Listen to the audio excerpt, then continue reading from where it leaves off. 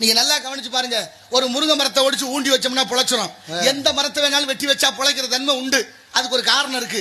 ஆனா ஆட்டு காலையோ கோழி காலையோ வெட்டி ஊண்டுங்க பொழைக்குதான்னு பார்ப்போம். இப்ப சைவ வித்தியாசம் புரியும் நினைக்கிறேன் உங்களுக்கு. சைவ அசைவ வித்தியாசம் புரியுதா? அப்ப ஆடு மாடு மனுஷனுக்கு பல்லு தட்டையா இருக்கு, நாய் நரி புலி சிங்கத்துக்கு பல்லு கூர்மையா இருக்கு. ஏன்? மாமிசத்தை உண்ணுவதற்காக.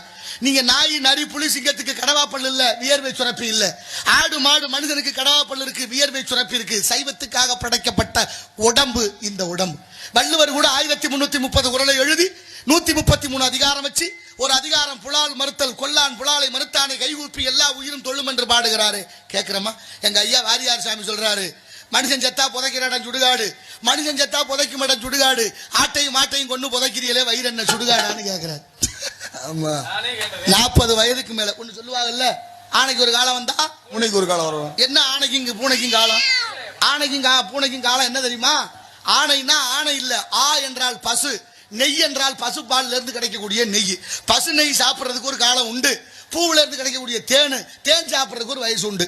40 வயசுக்கு கீழே நெய் சாப்பிடணும், 40 வயசுக்கு மேல தேன் சாப்பிடணும். அதுக்குதான் ஆணைக்கு ஒரு காலம் பூனைக்கு ஒரு காலம்னு. எவ்வளவு விஷயங்களை கொட்டி கிடக்கு நம்ம இலக்கியத்துல. இதை விட்டுட்டு எவனோ சொல்றான், நீ எங்கெங்கே தேடிக்கிட்டு